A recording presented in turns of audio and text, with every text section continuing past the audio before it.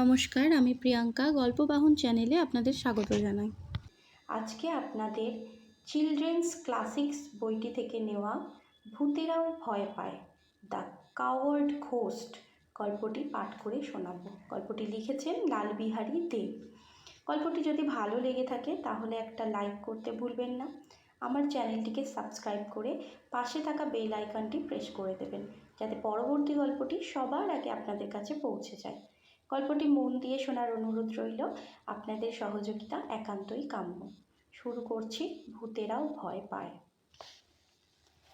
অনেক অনেক কাল আগে এক নাপিত আর তার বউ একটি ছোট কুঁড়ে ঘরে বাস করত। কিন্তু তাদের মধ্যে কোনো সুখ শান্তি ছিল না, কেবলই ঝগড়া করত। বউ দিন রাত নাপিতকে বলতো, আজও আমার ভালো করে পেট ভরলো না, খাওয়ানোর মুরদ নেই যখন তখন বিয়ে করেছিলে কেন? বাপের বাড়িতে রোজ দুবেলা পেট ভরে খেতাম, এখানে এসে কেবল উপোস করেই কাটাতে হচ্ছে। বিধবারা উপোস করে, তুমি বেঁচে থাকতে কি আমি বিধবা হলাম? কেবল কথা বলেই বউ থামতো না, মাঝে মাঝে ঝাঁটার দু এক ঘাও লাগিয়ে দিত। একদিন বউয়ের হাতে ঝাঁটার বাড়ি খেয়ে রাগ করে নাপিত বাড়ি থেকে বেরিয়ে গেল। সঙ্গে নিল তার থলিটা। মনে মনে সে প্রতিজ্ঞা করলো, টাকা পয়সা না জমিয়ে সে আর বউয়ের মুখ দেখবে না। সারাদিন এই গ্রাম থেকে ও গ্রাম ঘুরে সন্ধ্যাবেলায় নাপিত এক বনের কাছে এসে থমকে দাঁড়ালো। সারাদিন হেঁটে সে খুব ক্লান্ত বোধ করছিল, তাই একটা মোটা গাছের গুঁড়িতে ঠেস দিয়ে বসে মনে মনে বিলাপ করতে লাগলো। নাপিতের এমনই পোড়া কপাল যে সে যে গাছটায় ঠেস দিয়ে বসেছিল সেই গাছে থাকতো একটা ভূত। গাছের তলায় একটা জলজ্যান্ত মানুষকে বসে থাকতে দেখে তার ঘাড় মটকাবার ইচ্ছায় ভূতের জিভে জল এসে গেল। সাথে সাথে ভূতটা গাছ থেকে নেমে লম্বা লম্বা দুটো হাত বাড়িয়ে মস্ত বড় হাঁ করে নাপিতের সামনে এসে দাঁড়ালো।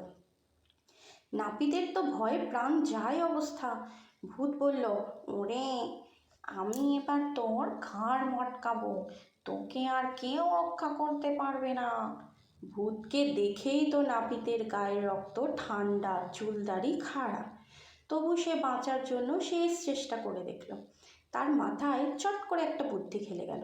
সে ভূতকে বেশ সাহস করে বলল, কি বললি? তুই আমার ঘাড় মটকাবি? আজ তোর মতো কত ভূত ধরেছি জানিস? সব এই থলির ভিতর আছে, দাঁড়া, তোকে একবার দেখাই। তা তুই এসেছিস, ভালোই হয়েছে। আমার আর একটা দরকার ছিল, আমি এবার তোকে এই থলিতে পুরব। এই বলে নাপিত তার থলির ভিতর থেকে একটা আয়না বার করে ভূতের মুখের সামনে ধরে বলল, এই দেখ, তোর মতো একটা ভূত, এটাকে আজ থলিতে পুরেছি, আরও অনেকগুলো আছে। এবার তোকেও বেঁধে এই থলিতে পুরব, তুইও ওদের সঙ্গী হবি। আয়নায় নিজের মুখ দেখে ভূতের চক্ষু তো চড়ক গাছ। সে চিন্তা করলো, সত্যিই তো, লোকটা আমার মতো আরও অনেক ভূত ধরেছে, ভূত ধরাই বোধহয় ওর কাজ। সে ভয় কাঁপতে কাঁপতে বলল, ও মশাই, আপনি দয়া করে আমাকে এই থলিতে ভরবেন না।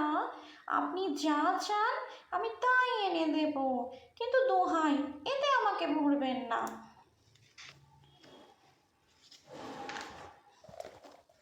এই শুনে নাপিতকে আর পায়কে।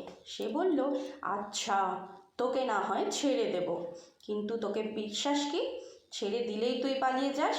ভূত বলল, না না মশাই, আমাকে বিশ্বাস করুন, আপনি বলুন কি চান, আমি এক্ষুনি এনে দিচ্ছি। নাপিত বলল, বেশ, এখনই তাহলে আমায় 1000 সোনার মোহর এনে দে, আর কাল রাতের মধ্যে আমার বাড়িতে এক মস্ত গোলা করে তাতে ধান ভরে রাখবি। আর মোহরগুলো এনে দে তো দেখি তুই কেমন পারিস। এই কথা শোনার পর ভূত সঙ্গে সঙ্গে কোথা থেকে এক থলি মোহর এনে নাপিতকে দিল। থলি খুলে 1000 সোনার মোহর দেখে নাপিতের আনন্দ আর ধরে না। সে ভূতকে বলল, দেখিস, কাল রাতের মধ্যে গোলা তৈরি করে তাতে ধান ভরতে যেন ভুলিস না। এখন আসতে পারিস। ভোরবেলায় সেই থলিটা নিয়ে নাপিত নিজের বাড়ি এসে দরজায় কড়া নাড়তে লাগলো। এদিকে তার বউ তো সারা দিন কেবল চোখের জল ফেলেছে। কেন তার অমন ভালো স্বামীকে রাগ করে দুঘা বসিয়েছিল। সে তাড়াতাড়ি এসে দরজা খুলে কাঁদতে কাঁদতে নাপিতের পায়ে লুটিয়ে পড়ল। তারপর নাপিত ভিতরে এসে সেই থলি খুলে মোহরগুলো মেঝেতে ঢালল। এই দেখে বউয়ের চোখ তো চড়ক গাছে উঠল।